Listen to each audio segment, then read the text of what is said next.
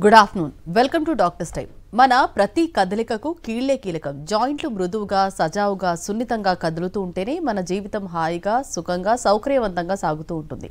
మరి మన శరీరంలో ఈ కీళ్లు ఉగ్రరూపం దాల్చి సమస్యలను సృష్టించడం మొదలు పెడితే సంఖ్యలు వేసినట్టు జీవితం అడుగడుగునా సమస్యలా తయారవుతుంది. అందుకే జాయింట్లకు అంతటి ప్రాధాన్యం. ఒకప్పుడు వయసు మళ్లిన వారిలోనే కనిపించే నడుము నొప్పి నేటి ఆధునిక యుగంలో యుక్త వయస్కులను సైతం బాధిస్తుంది. కీళ్ల నొప్పులకు ప్రధాన కారణాలేంటి, అలాగే ఎన్ని రకాలు ఉన్నాయి, హోమియోపతిలో ఎలాంటి చికిత్స ఉంది, ఇలాంటి మరిన్ని విషయాలు హోమియోకేర్ అండ్ నేచురల్ వైద్యులు డాక్టర్ జ్యోతి గారు ప్రస్తుతం మన స్టూడియోలో ఉన్నారు. వారిని అడిగి మరిన్ని విషయాలు తెలుసుకుందాం. అలాగే మీరు కాల్ చేసిన నెంబర్లు 0402331068 అండ్ 716. Hello doctor. హలో. ముందుగా చెప్పండి, అసలు ఆర్థరైటిస్ అంటే ఏంటి, అసలు ఎలాంటి రీజన్స్ వల్ల ఆర్థరైటిస్ వస్తుంది? ఆర్థరైటిస్ అనేది జాయింట్కి సంబంధించిన ప్రాబ్లంగా చెప్పుకుంటూ ఉంటాం. ఆర్థరైటిస్ అనే ప్రాబ్లం వస్తే కనుక అంటే దాన్ని ఎముకల అరుగుదల అని జనరల్గా మాట్లాడుకుంటూ ఉంటాం.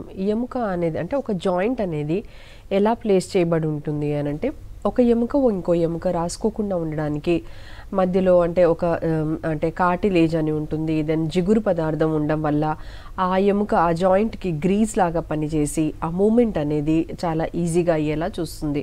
అయితే దాంతో పాటు ఒక ఎముకకు ఒక కనెక్షన్, ఒక ఎముకకు బయట మసిల్కి ఒక కనెక్షన్, టెండాన్స్ అని, లిగామెంట్స్ అని, ఇలా మొత్తం కూడితే ఒక జాయింట్ అని చూస్తూ ఉంటాం. సో మన బాడీలో ఉండే ప్రతి ఒక్క జాయింట్లో ఆల్మోస్ట్ అంటే ఆ జిగురు పదార్థానికి వేరు వేరు పేర్లు. వెన్నెముకలో ఉంటే కనుక దాన్ని న్యూక్లియస్ అని, లేకపోతే కాళ్ళల్లో ఉంటే కనుక సైనోవిల్ ఫ్లూయిడ్ అని, ఇలా రకరకాల పేర్లతో మనం చెప్పుకుంటూ ఉంటాం. అయితే ఇందులో మార్పులు వచ్చినప్పుడు దాన్ని అంటే ఆర్థరైటిస్ అని చెప్తూ ఉంటాం. ఒక్కోసారి ఆ జాయింట్ మధ్యలో ఉండే కార్టిలేజ్ అనేది అరిగిపోతూ ఉండడము, ఒక ఎముకకు రాసుకొని పోతూ ఉండడము, లేదా ఆ జిగురు పదార్థము ఏదైతే ఉందో అది నెమ్మదిగా డ్రై అయిపోతూ ఉండడము, ఇలా రకరకాల ప్రాబ్లమ్ని అంటే మనం ఆర్థరైటిస్ అని చెప్పుకుంటూ ఉంటాం.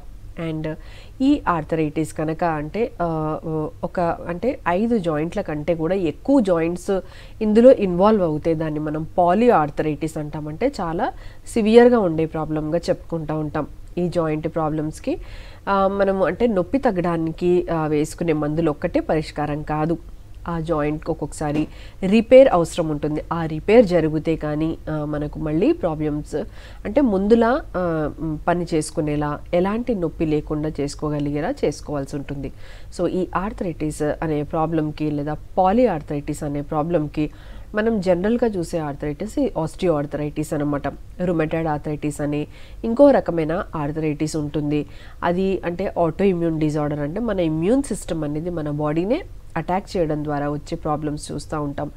ఈ ఆర్థరైటిస్ అనేది ఆస్టియో ఆర్థరైటిస్ అనేది జనరల్గా అంటే ఏ ఏజ్ అంటే యూజువల్గా 40 years దాటితే కనిపించే ఆర్థరైటిస్, న్యాచురల్గా వచ్చే ఆర్థరైటిస్గా చెప్పుకోవచ్చు.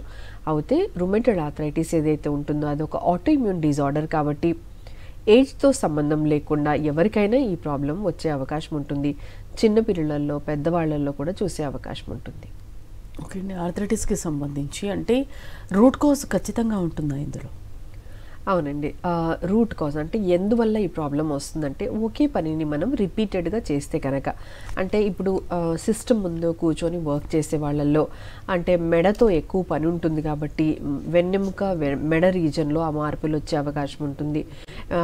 తలపైన ఎక్కువ బరువు మోసుకొని తీసుకొని వెళ్ళే వాళ్ళు ఉన్నారు అని అంటే వాళ్లకు మెడలో మార్పులు వచ్చే అవకాశం ఉంటుంది. బరువు పనులు చేసే వాళ్ళు చేతితో కానీ, లేదా నార్మల్గా ఇంట్లో హౌస్ వైఫ్స్ చేతితో అన్ని పనులు అంటే గిన్నెలు కడగడము, బట్టలు ఉతకడము, ఇల్లు, సో ఇవన్నీ అంటే రైట్ హ్యాండ్తో ఎక్కువ వర్క్ ఉంటుంది కాబట్టి వాళ్లకు భుజాలలో ప్రాబ్లమ్స్ రావడము, లేదా ఎక్కువసేపు నుంచొని ఉండే వాళ్ళల్లో నడుము రీజన్లో లేకపోతే మోకాళ్ళల్లో ఎక్కువ నడిచే వాళ్లకు, లేదా ఎక్కువ అంటే సైకిల్ తొక్కే వాళ్ళు, అంటే ఎక్కువ మనం ఏది ఎక్కువ వాడితే అందులో అరుగుదల అనేది జరుగుతూ ఉంటుంది.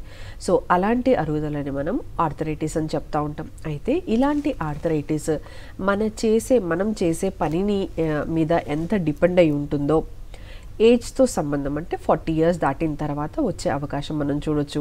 ఫ్యామిలీలో ఎవరికైనా ఉంది అని అంటే ఆల్మోస్ట్ 50% ఆఫ్ కేసెస్లో మనము ఫ్యామిలీలో ఉండే వాళ్ళల్లో ఈ ప్రాబ్లం చూస్తూ ఉంటాము.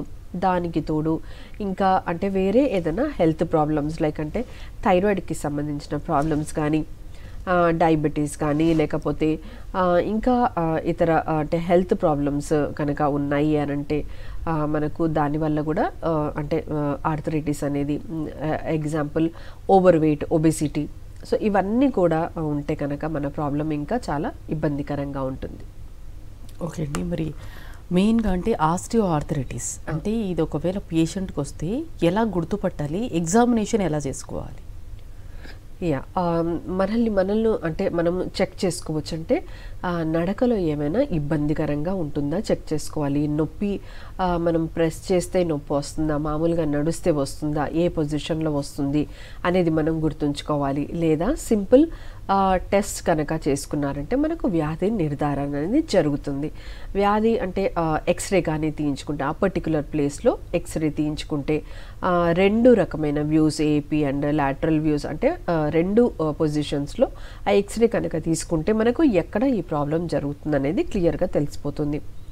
అయితే ఎక్స్రే అనే దాంట్లో కదా ఇంకా క్లియర్గా పిక్చర్ రాకపోతే ఇంకా అడ్వాన్స్డ్ అంటే ఇన్వెస్టిగేషన్స్, ఎంఆర్ఐ అని అలా చేసుకుంటే మనకు సిటీ కానీ చేసుకుంటే మనకు క్లియర్గా కనిపిస్తూ ఉంటుంది. ఒక్కోసారి మనకు అంటే నొప్పి ఉంటుంది, ఒక్కొక్కసారి లిగమెంట్ టేర్ అది ఉంటుంది. అది ఒకవేళ ఎక్స్రేలా కనిపించకపోయినా మనకు ఎంఆర్ఐ, సిటీలో మనకు క్లియర్గా కనిపిస్తుంది. కాబట్టి ఆర్థరైటిక్ చేంజెస్ని కన్ఫర్మ్ చేసుకోవడానికి మనం ఇన్వెస్టిగేషన్స్ చేసుకోవాలి. అలాగే ఎముకలకు సంబంధించి కొంత ఇబ్బంది ఉన్నా కానీ మన vitamin D levels, calcium levels, మరి విటమిన్ B12 లెవెల్స్ ఇవి సరిగ్గా ఉన్నాయా కూడా చెక్ చేసుకోవాలి. అలా చెక్ చేసుకోవడం వల్ల ఒక్కొక్కసారి చిన్న కరెక్షన్ అంటే విటమిన్స్ మనము తక్కువైన ఏవైతే ఉందో సప్లిమెంట్ చేసుకుంటే కూడా మన ప్రాబ్లం తగ్గొచ్చు. సో ఇవన్నీ కూడా అంటే రెగ్యులర్ ఇన్వెస్టిగేషన్స్ మనం చెక్ చేసుకోవచ్చు. దీని ద్వారా మనకు ఈ వ్యాధి అంటే ఈ వ్యాధి ఉంది అనేది మనం నిర్ధారించుకోవచ్చు. ఓకే, రూమటైడ్ ఆర్థరైటిస్ అంటే మెయిన్గా వీటికి సిమ్టమ్స్ కానీ అంటే రీజన్స్ కానీ ప్రతి ఒక్కరిలో ఒకేలాగా ఉంటాయా, ఏమైనా డిఫరెన్సెస్ ఉంటాయా? అవునండి, రుమటాయిడ్ ఆర్థరైటిస్ అనేది ఒక ఆటో ఇమ్యూన్ డిజార్డర్. అంటే మన ఇమ్యూన్ సిస్టమ్ అనేది మన బాడీని ఎలాంటి వ్యాధులు రాకుండా ప్రొటెక్ట్ చేయాలి. కానీ ఒక్కోసారి అలాంటి ఇమ్యూన్ సిస్టమ్ మన బాడీని అటాక్ చేసే అవకాశం ఉంటుంది. రుమటాయిడ్ ఆర్థరైటిస్లో ఈ ఇమ్యూన్ సిస్టమ్ అనేది మన ఎముకలని అటాక్ చేస్తుంది. అయితే చిన్నపిల్లలలో కూడా మనం ఈ ప్రాబ్లం చూడొచ్చు. చిన్నపిల్లల్లో అయితేనేమో పెద్ద జాయింట్స్ని యూజువల్గా అటాక్ చేస్తూ ఉంటుందంటే అందరి పిల్లల్లా మన పిల్లలు అంటే ఎక్కువ దూరం అంటే పరిగెడితే నొప్పి అని కూర్చుండడం కానీ లేకపోతే జాయింట్లో వాపు కానీ స్వెల్లింగ్ కానీ మనం చూసామంటే మోకాళ్ళల్లో చూసాము అని అంటే దెన్ అది రుమటాయిడ్ ఆర్థరైటిసా అనేది మనం టెస్ట్ చేసుకోవాలి.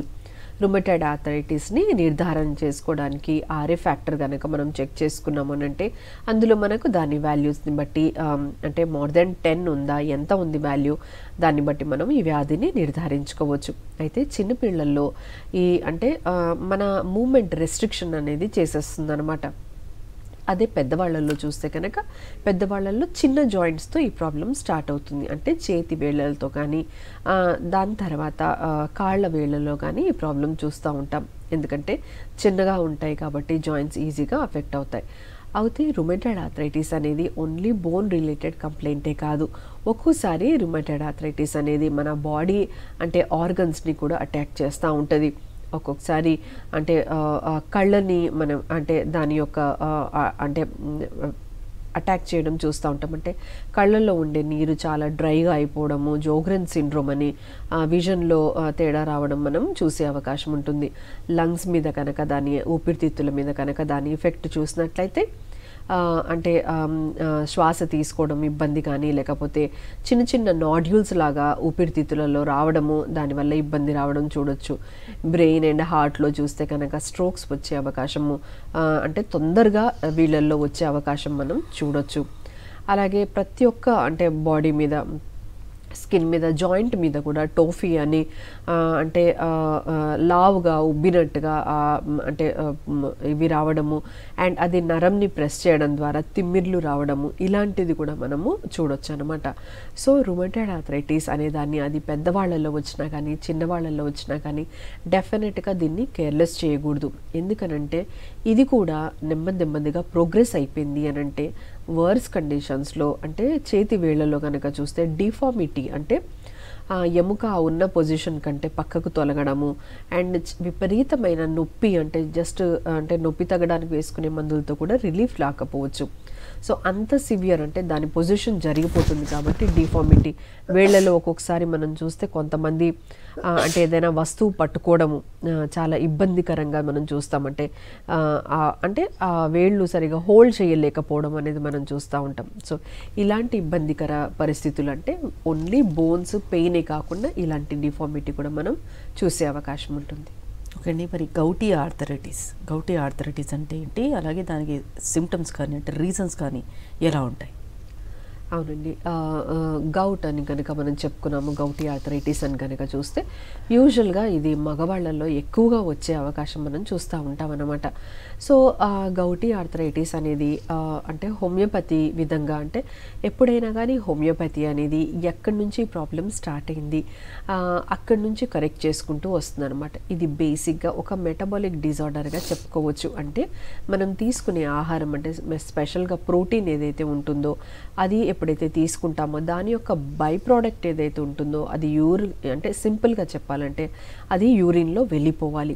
అలా వెళ్ళకుండా ఒక్కొక్కసారి ఆ బై ప్రోడక్ట్ అనేది ఆ యూరిక్ యాసిడ్ మన అంటే జాయింట్స్లో మిగిలిపోవడం మనం చూస్తూ ఉంటాం. ముఖ్యంగా మనం దీన్ని అంటే ఎలా గమనించుకోవాలి అని అంటే యాంకిల్ జాయింట్స్లో కానీ లేదా కాలి బొటన వేలు పక్కన కానీ ఒకలాంటి స్వెల్లింగ్ అనేది మనం చూస్తూ ఉంటాం. ఓకే అండి, కాలర్ కూడా లైన్లో ఉన్నారు. రాజేశ్వరి, మాట్లాడండి, మీ సమస్యను చెప్పండి. హలో, నమస్తే మేడం. నమస్తే అమ్మా, చెప్పండి. అది ఏంటంటే నాకు సయాటికా ఉందండి, ఒక దాని 4 years ఉందండి. ఓకే, 4 years నుండి ఉందండి. సో దానివల్ల మీకు ఏమి ఇబ్బంది అవుతుందమ్మా? నొప్పి కాకుండా ఇంకేమైనా ఎక్స్పీరియన్స్? అది అంటే బాగా ఎక్కువ ఏమైనా పని చేస్తే వస్తుంది. ఓకే, ఏం పని చేస్తారు మీరు? ఇబ్బంది అంటే ఏంటి, ఇంట్లో ఏదైనా నిలబడి ఎక్కువ శాతం పని చేసినా ఇక కిందకు వంగినా అట్లా చాలా పెయిన్ వస్తుంటదండి నాకు. ఈ మధ్య వాకింగ్ కూడా చేయట్లేదు. ఓకే, మీకు ఈ పెయిన్ అనేది రైట్ సైడా లెఫ్ట్ సైడా అండి? లెఫ్ట్ సైడ్ అండి, మొత్తం లెఫ్ట్ సైడే ఉంటుంది. ఓకే, మీకుండే సమస్య ఏదైతే ఉందో షియాటికా పెయిన్గా చెప్తా ఉన్నారు, కానీ దీని ఆరిజిన్ అనేది మనకు వెన్నెముక నడుము భాగం నుంచి స్టార్ట్ అవుతుంది. కాబట్టి మీరు ఒకవేళ ఎంఆర్ఐ స్కాన్ తీసుకుంటే కనుక మీకు అందులో క్లియర్గా కనిపిస్తుంది. అక్కడ షియాటికా అనే నర్వ్ కంప్రెస్ అవుతూ ఉండడం, అందుకనే దాన్ని షియాటికా పెయిన్ అని అంటూ ఉంటాం. అయితే ఈ పెయిన్కి అంటే మనం వెన్నెముకలో కూడా కరెక్షన్స్ చేస్తే కానీ మీకు పర్మనెంట్ సొల్యూషన్ ఉంటుంది. నొప్పి అనేది ఇనీషియల్గా మీకు ఒక లక్షణంగా కనిపించవచ్చు, కానీ దాని తర్వాత మీకు తిమ్మిర్లు కూడా వచ్చే అవకాశం ఉంటుంది. దీనికి హోమియోలో మంచి ట్రీట్మెంట్ ఉంటుందండి. ఓకే, అంటే గౌటీ ఆర్థరైటిస్కి సంబంధించి మెయిన్గా అంటే యూరిక్ యాసిడ్ లెవెల్స్ ఎక్కువ అవటం వల్ల స్టోన్స్ కూడా ఫామ్ అవుతాయి అంటారు కదా, అంటే దానికి నార్మల్ స్టోన్స్ కంటే ఏంటి డిఫరెన్స్, వాటి గురించి చెప్పండి. యా, ఇది ఒక మెటబాలిక్ డిజార్డర్ అని మనం చెప్పుకుంటాం కదా. మెటబాలిక్ డిజార్డర్ అనేది అంటే మనం తీసుకునే ఆహారం అంటే మనకు ఆకలి వేయడం కానీ మనం తీసుకునే ఆహారము అది డైజెస్ట్ అవ్వడం కానీ లేదా అది మన ఒంటికి అబ్జార్బ్ అవ్వడం కానీ అంటే మోషన్, ఇవన్నిటిని కూడా మనం మెటబాలిజం అంటూ ఉంటాం. అయితే మెటబాలిక్లో అంటే మెటబాలిజంలో తేడా వచ్చినప్పుడు మనకు ఆ బై ప్రోడక్ట్స్ బయటికి పోకుండా మన బాడీలోనే మిగిలిపోతే వాటి యొక్క యాడ్వర్స్ ఎఫెక్ట్స్ అంటే వాటి యొక్క బ్యాడ్ అంటే కండిషన్స్ మనం చూస్తూ ఉంటాం. డెఫినెట్గా బయటికి పోవలసినవి పోకుండా మన బాడీలో ఉంటే డెఫినెట్గా వాటి యొక్క బ్యాడ్ ఎఫెక్ట్స్ మనం చూస్తూ ఉంటాం. సో ఇలాంటి అంటే డిజార్డర్స్ మనం చూస్తూ ఉంటాం. సో బేసిక్గా హోమియోపతి అనేది నొప్పి అనగానే నొప్పి తగ్గడానికి లేదా తిమ్మిరి అనగానే తిమ్మిరి తగ్గడానికి అలాంటి మెడిసిన్స్ కాకుండా మెటబాలిజంని కరెక్ట్ చేయడం వల్ల ఈ ప్రాబ్లం మనకు రిపీట్ అవ్వకుండా చూస్తుంది. చాలామంది హోమియోపతి గురించి టైం ఎక్కువ పడుతుంది లేదా ఒకసారి ప్రాబ్లం పోతే మళ్ళీ రాదు, సైడ్ ఎఫెక్ట్స్ ఉండవని చెప్తారు. ఎందుకని టైం ఎక్కువ పడుతుందంటే మనం రిపేర్కి అంత టైం తీసుకుంటూ ఉంటాం. ఒక్కొక్కసారి అంటే ఆస్టియో ఆర్థరైటిస్ విషయంలో కనుక మనం చూసుకుంటే మెడిసిన్స్ అంటే మేము ఇచ్చే మెడిసిన్స్ ద్వారా అంటే కాన్స్టిట్యూషనల్ మెడిసిన్ ద్వారా ఆ యొక్క అంటే ఆ రిపేర్ ఏం జరుగుతుందంటే ఒక్కొక్కసారి జిగురు పదార్థం అనేది కూడా రీజనరేట్ అవ్వడానికి కొన్ని కేసెస్లో రీజనరేట్ అయినట్టుగా కూడా చూస్తాం. అందుకని అది పర్మనెంట్గా సొల్యూషన్గా మనం చూస్తూ ఉంటాం. కంప్లీట్ డిఫార్మిటీ అవుతే అది చాలా డిఫికల్ట్ ఉంటుంది, ఎందుకంటే అది సర్జికల్ ప్రాసెస్ దాన్ని కరెక్ట్ చేసుకోవడానికి. కానీ ఇలాంటి కేసెస్ని మనకు హోమియోపతి ద్వారా ట్రీట్ చేసుకోవచ్చు. రుమటైడ్ ఆర్థరైటిస్ విషయంలో వస్తే మీ ఇమ్యూన్ సిస్టమ్ని పెంచడం ద్వారా దాంట్లో మీకు పర్మనెంట్ సొల్యూషన్ ఉంటుంది. సో అలా పెంచడం ద్వారా ఈ ప్రాబ్లమ్ని మనం కంప్లీట్గా కరెక్ట్ చేసుకోవచ్చు. అయితే పిల్లలలో ఈ ప్రాబ్లం చాలా వర్స్గా ఉండి అంటే స్కూల్ స్కిప్ చేయడం కానీ లేదా ఫీవర్ వస్తూ ఉండడం, మళ్ళీ ఫీవర్ వస్తూ ఉండడము, నడవలేని పరిస్థితి అంటే ఎక్కువ దూరం నడవలేని పరిస్థితి, వేరే పిల్లల్లాగా ఆటలు ఆడుకోవడం, ఇవన్నీ చేయలేరు కాబట్టి దీనికి ట్రీట్మెంట్ కంపల్సరీ తీసుకోవాలి. లేదా నెమ్మదిగా ఫస్ట్ ఏదైతే మోకాళ్ళతో స్టార్ట్ అవుతుందో దాని తర్వాత నెమ్మదిగా అంటే స్మాల్ జాయింట్స్, ప్రతి ఒక్క జాయింట్ ఎఫెక్ట్ అయ్యే అవకాశం ఉంటుంది. సో ఇవన్నీ కూడా అంటే గౌటీ ఆర్థరైటిస్ కూడా మగవాళ్ళలో ఎక్కువ కనిపించిన రేర్గా అంటే ఆడవాళ్ళల్లో కూడా కనిపించే అవకాశం ఉంటుంది. అండ్ ఈ జాయింట్ పెయిన్స్ అన్నీ కూడా ప్రోగ్రెసివ్ డిజార్డర్స్ అంటే రోజుకి సంవత్సరంకి పెరుగుతూ ఉండే అంటే జాయింట్ పెయిన్స్ అనమాట ఇవి. సో జాయింట్ పెయిన్స్తో పాటు వాటి చుట్టుపక్కల ఉండే వాటినన్నింటినీ కూడా ఇన్వాల్వ్ చేస్తాయి కాబట్టి ఇది ఒక ప్రోగ్రెసివ్ డిజార్డర్. కాబట్టి ఫస్ట్ ఈ వ్యాధి పెరగకుండా ఫస్ట్ మనం ఆపాలి అండ్ ఉన్నది గ్రాడ్యువల్గా తగ్గుతూ ఉండాలి. దానికి కూడా మెడిసిన్స్ ఇవ్వాలి అంటే ఇస్తూ ఉంటాము. అండ్ తగ్గిన తర్వాత కూడా అంటే నాకు నొప్పి లేదు కదా ఇంకా ట్రీట్మెంట్ అయిపోయింది అనుకోవడానికి లేదు. సో ట్రీట్మెంట్ ఇంకా కంటిన్యూ అవుతూ ఉంటుంది, ఎందుకనంటే మళ్ళీ ఈ ప్రాబ్లం రిపీట్ అవ్వకుండా ఉండడానికి. ఓకే అండి, మెయిన్గా అంటే arthritis, osteo arthritis, rheumatoid, gouty అంటే ఈ నాలుగిట్లో చూసుకుంటే కనుక అంటే ఏది ఎక్కువ కాంప్లికేటెడ్? యాక్చువల్లీ జాయింట్ పెయిన్స్ ఎప్పుడైతే వస్తుందో అది ఏ రకమైన కానీ అంటే రుమటైడ్ ఆర్థరైటిస్ కానీ గౌటీ ఆర్థరైటిస్ కానీ ఆస్టియో ఆర్థరైటిస్ కానీ ఏదైనా కానీ మన మూమెంట్ రెస్ట్రిక్షన్ ఉంటుంది అండ్ మన డైలీ రొటీన్ని డిస్టర్బ్ చేస్తుంది కాబట్టి అవన్నీ కూడా ఇబ్బందికరమే అవుతాయి. ఇవి ఎంతవరకు అంటే గౌటీ ఆర్థరైటిస్ కానీ లేకపోతే ఆస్టియో ఆర్థరైటిస్ కానీ ఎంతవరకు ఓన్లీ జాయింట్ వరకు అక్కడ వరకే బోన్స్ వరకే రెస్ట్రిక్ట్ అయ్యి ఉంటాయి. కాకపోతే రుమటైడ్ ఆర్థరైటిస్ అనేది చాలా సివియర్ అంటే ఆటోఇమ్యూన్ డిజార్డర్ కాబట్టి అది వేరే ఆర్గన్స్కి కూడా ఎఫెక్ట్ చేస్తుంది కాబట్టి అది చాలా సివియర్ అనుకోవచ్చు. అలాగే దానికి అంటే పెయిన్ ఎంత సివియర్గా ఉంటుందంటే నార్మల్ పెయిన్ కిల్లర్స్తో కూడా ఆ ప్రాబ్లం తగ్గకపోవచ్చు. ఒక్కొక్కసారి అంటే దానికంటే హయ్యర్ డోసెస్ వేసుకోవడం ద్వారా ఇబ్బందికరమైన పరిస్థితులు చూడవచ్చు.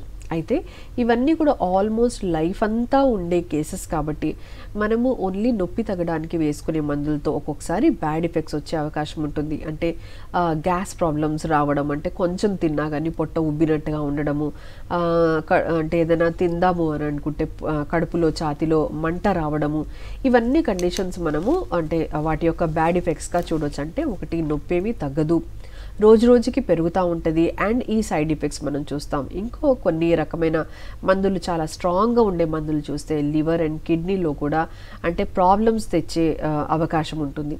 హోమియోపతి అనేది చాలా సేఫ్ మెడిసిన్స్, ప్రాబ్లమ్ని పర్మనెంట్గా కరెక్ట్ చేయడమే కాకుండా ఎలాంటి బ్యాడ్ ఎఫెక్ట్స్ లేకుండా చాలా చక్కగా ట్రీట్ చేస్తుంది.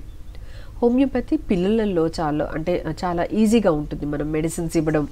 పిల్లలు తీసుకోవడానికి మారం చేయరు, ఒకటి చాలా హ్యాపీగా అంటే కొంచెం స్వీట్గా ఉంటాయి కాబట్టి చాలా చక్కగా ఈ అంటే పిల్స్ తీసుకుంటూ ఉంటారు. అండ్ తీసుకునే విధానం కూడా యూజువల్గా ఓన్లీ 2 times ఇస్తూ ఉంటాం కాబట్టి అంటే పొద్దున కానీ సాయంత్రం కానీ ఆర్ నైట్ కానీ ఇస్తూ ఉంటాం కాబట్టి ఇంట్లో ఉన్నప్పుడే దీన్ని తీసుకోవచ్చు. అండ్ హోమియోపతితో ఎలాంటి పథ్యము అలా ఉండదు, అంటే ఇది తింటే నొప్పులు ఎక్కువ అవుతాయి, ఇది తింటే హోమియోపతితో పడదు అనేది ఎలాంటి అంటే డయట్ రెస్ట్రిక్షన్స్ అనేది ఉండవు కాబట్టి అది కూడా ఒక అడ్వాంటేజ్గా మనం హోమియోపతిక్ మెడిసిన్ ద్వారా చూడొచ్చు. అలాగే అంటే ఇది వేరే ఇతర సమస్యలు ఉన్నవాళ్ళు అంటే ఆస్టియో ఆర్థరైటిస్ ఉందనుకోండి, వాళ్ళు already BP and sugar tablets or థైరాయిడ్కి సంబంధించిన అంటే మెడిసిన్స్ వాడుతూ ఉంటారు. సో అలాంటి వాళ్ళు కూడా హోమియోపతి అనేది వేసుకోవచ్చు. ఆ మెడిసిన్కి ఈ మెడిసిన్ కంటే ఆ మెడిసిన్స్ కంటిన్యూ చేస్తూ కూడా హోమియోపతి వాడవచ్చు. సో అన్ని విధాల అండ్ అన్ని ఏజెస్ వారికి కూడా ఈ హోమియోపతిక్ మెడిసిన్ అనేది హెల్ప్ఫుల్గా ఉంటుంది. ఓకే అండి, ఇప్పుడు చెప్పుకున్న ఆర్థరైటిస్ అందులో టైప్స్ కానీ అంటే ఇంకా ఎలాంటివి చూడొచ్చు మనం టైప్స్? అంటే ఇందులో మనం చూసినట్టయితే జనరల్గా మనం చూసేదైతే గౌటీ ఆర్థరైటిస్ అంటే రుమటైడ్ ఆర్థరైటిస్ మనం చూస్తూ ఉంటాం. ఒక్కొక్కసారి అంటే ఎముకలకు అంటే వెన్నెముకకు సంబంధించిన ప్రాబ్లమ్స్ మనం చూస్తే స్పాండిలోసిస్ అని మనము చెప్పుకోవచ్చు. వెన్నెముకకు సంబంధించి మెడ దగ్గర వచ్చే సమస్యలను మనము సర్వైకల్ స్పాండిలోసిస్గా, నడుము దగ్గర వచ్చే సమస్యలను అంటే ఆస్టియోఆర్థరైటిక్ మార్పులను మనము లంబార్ స్పాండిలోసిస్ అని చెప్పుకుంటూ ఉంటాము. కొన్ని పుట్టుకతో వచ్చే వ్యాధులు ఉంటాయి, అంటే స్పైనా బైఫిడా అని, ఇలా వెన్నెముకకు సంబంధించిన రకరకాల ప్రాబ్లమ్స్, కైఫోసిస్ అని, స్కోలియోసిస్ అని, అంటే వెన్నెముక యొక్క అంటే షేప్ చేంజ్ అవుతూ ఉండడం, ఇలా రకరకాలుగా మనకు అంటే ఎముకల యొక్క సమస్యలు మనం చూడొచ్చు. ఒక్కొక్క పార్ట్లో ప్రతి ఒక్క పార్ట్లో మనము ఈ వెన్నెముక సమస్యలు చూడొచ్చు. అయితే హోమియోపతి యొక్క అప్రోచ్ చాలా చక్కగా ఉంటుంది. మేము తీసుకుని అంటే హిస్టరీ ఏదైతే ఉంటుందో, ఎందుకని అంటే ఫ్యామిలీలో ఎవరికైనా ఈ ప్రాబ్లం ఉందా, ఎప్పటి నుంచి ఈ సమస్య స్టార్ట్ అయింది, ఏదైనా టెన్షన్స్ మెంటలీ డిస్టర్బ్డ్గా ఉన్నారా, ఇంట్లో సమస్యలతో కానీ, లేదా వర్క్ పరిస్థితులు సరిగా లేకపోవడం వల్ల కానీ, ఏ విధంగా అంటే ఎవరైనా డెత్, డియర్ వన్స్ డెత్ కానీ, లేకపోతే ఒకరి తర్వాత ఒకరి డెత్ ఇంట్లో చూడడం కానీ, ఇలా రకరకాల కాజెస్ ఉంటాయి. రుమటైడ్ ఆర్థరైటిస్ విషయంలో వస్తే ప్రెగ్నెన్సీ అప్పుడు మదర్ ఏదైనా హెల్త్ ప్రాబ్లమ్స్ ఫేస్ చేస్తున్నారా, మదర్ హెల్త్ కండిషన్ హ్యాపీగా ఉంటుందా, ప్రతి ఒక్క డీటెయిల్ చాలా డీటెయిల్గా తీసుకొని ఏదైతే మేము మెడిసిన్స్ ఇస్తామో దాన్ని కాన్స్టిట్యూషనల్ మెడిసిన్ అంటాం. చాలా వరకు కూడా ఈ కాన్స్టిట్యూషనల్ మెడిసిన్స్తో మనము ఇవన్నీ ప్రాబ్లమ్స్ని, ఆర్థరైటిస్ కానీ, వెన్నెముక సమస్యలు కానీ, మోకాళ్ళ నొప్పులు కానీ, లేదా చిన్న జాయింట్లో ఉండే సమస్యలు కానీ, ప్రతి ఒక్క దాన్ని కూడా మనము దీని ద్వారా ట్రీట్ చేసుకోవచ్చు. అయితే వ్యాధి ఎప్పుడైతే ఉంటుందో మందుల ద్వారా మనం వ్యాధి పెరగకుండా ఆపుకోవచ్చు. అండ్ చక్కని అంటే కరెక్ట్ అయిన డయట్తో మనము ఈ వ్యాధి మళ్ళీ రిపీట్ అవ్వకుండా చూసుకోవచ్చు. చిన్న చిన్న ఎక్సర్సైజెస్ రెగ్యులర్గా చేయడం ద్వారా, స్పెషల్గా ఆర్థరైటిస్లో ఒబెసిటీ సమస్యలను మనం చూస్తాం. సో చక్కని అంటే చిన్న చిన్న వాక్ 1/2 అవర్ టు 1 అవర్ ఇలాంటివి చేయడం ద్వారా ఈ ప్రాబ్లమ్స్ రిపీట్ అవ్వకుండా మనం చూసుకోవచ్చు. ఇలాంటి సమస్యలు మనము అంటే హోమియోపతి ద్వారా పర్మనెంట్గా చూడొచ్చు. ఓకే అండి, ఇంతవరకు అంటే హోమియోపతిలో అంటే అడ్వాన్స్ ట్రీట్మెంట్స్ ఏమి అందుబాటులో ఉన్నాయి వీటికి సంబంధించి 4టికి కూడా? అవునండి, అడ్వాన్స్ ట్రీట్మెంట్స్ అంటే హోమియో కేర్ ఇంటర్నేషనల్లో అంటే స్పెషలైజ్డ్ డాక్టర్స్ ఉన్నాము. అంటే చాలా కేసెస్ అలాంటివి ట్రీట్ చేసిన కేసెస్, కంజెనిటల్ డిఫార్మిటీస్, సో ఇలాంటి ఆర్థరైటిస్ అనేది మనం రెగ్యులర్గా చూసే కేసు. సో ఇలాంటి కంజెనిటల్ డిఫార్మిటీస్ అంటే పుట్టుకతో వచ్చే వ్యాధుల్ని కూడా మనం ట్రీట్ చేస్తూ ఉంటాం ఈ కాన్స్టిట్యూషనల్ మెడిసిన్ ద్వారా. సో అలా తగ్గిన కేసెస్ చాలామంది, రుమటైడ్ ఆర్థరైటిస్ కేసెస్లో ఇంకా అది తగ్గదు అని అంటే గూగుల్ చేసి చూస్తే ఇది ఎప్పటికీ తగ్గదు, లైఫ్ లాంగ్ ఉంటుంది, అలా విని చాలా డిప్రెస్ అవుతూ ఉంటారు. సో అలాంటి వాళ్ళకి మనము అంటే మన దగ్గర కంప్లీట్గా తగ్గిన అది అంటే పేషెంట్స్ కానీ, లేకపోతే వాళ్ళతో మాట్లాడడం కానీ, చక్కగా పక్కన కూర్చొని వాళ్ళకి ఎలా తగ్గింది, ఎంత టైం పట్టింది, ఇవన్నీ కూడా అంటే ట్రీట్మెంట్లో ఆ ట్రాన్స్పరెన్సీ అనేది ఉంటుంది. మెడిసిన్స్ ప్రిపరేషన్లో కానీ, లేకపోతే మెడిసిన్స్ ఎలా వేసుకోవాలో ఎక్స్ప్లెయిన్ చేయడంలో కానీ, ప్రతి ఒక్క దాంట్లో మనకు ట్రాన్స్పరెన్సీ అనేది ఉంటుంది. అలాంటి తగ్గిన కేసెస్ చూసినప్పుడు ఒకలాంటి అంటే ఏమంటారు హోప్ అనేది వస్తుంది పేషెంట్స్లో, ఇలాంటి ప్రాబ్లమ్స్ కూడా తగ్గాయి అని. సో అలాగో తగ్గిన కేసెస్ కూడా మేము రికార్డ్ చేసి చూపిస్తూ ఉంటాం. అండ్ మా దగ్గర ఉండే డైటీషియన్స్ ప్రాపర్ డయట్ అంటే ఆల్రెడీ ఆటోఇమ్యూన్ డిజార్డర్ ఉండి అదే తినకూడదు, ఇది తినకూడదు, కొంతమంది అంటే ఏమంటారు ఇన్ఫ్లమేటరీ ఫుడ్స్ అనమాట, అంటే ఆలుగడ్డ, వంకాయ, ఏవో చాలా రెస్ట్రిక్షన్స్ అన్నీ చెప్తూ ఉంటారు. బట్ హోమియోపతిక్ మెడిసిన్స్ వాడితే అలాంటి అంటే ఏవి రెస్ట్రిక్షన్స్ పాటించకుండా కూడా మనము ట్రీట్మెంట్లో కొనసాగవచ్చు. ఓకే అండి, డయట్ పరంగా అంటే గౌటీ ఆర్థరైటిస్కి అయితే పర్టికులర్గా ప్రోటీన్ డైట్ అనేది తగ్గించాలి అని ఉంటుంది. అంటే మిగతా వాటికి డయట్ ఎలా ఉండాలి? ఎప్పుడు కూడా అంటే ప్రతి ఒక్క జాయింట్ ప్రాబ్లమ్స్లో మన కాల్షియం లెవెల్స్ అంటే కాల్షియం ఎక్కువగా ఉండే డైట్ మనం తీసుకోవాల్సి ఉంటుంది. మనకి ఎక్కువగా అంటే మనకు రాగి దాంట్లో మనకు కాల్షియం అనేది ఎక్కువగా ఉంటుంది.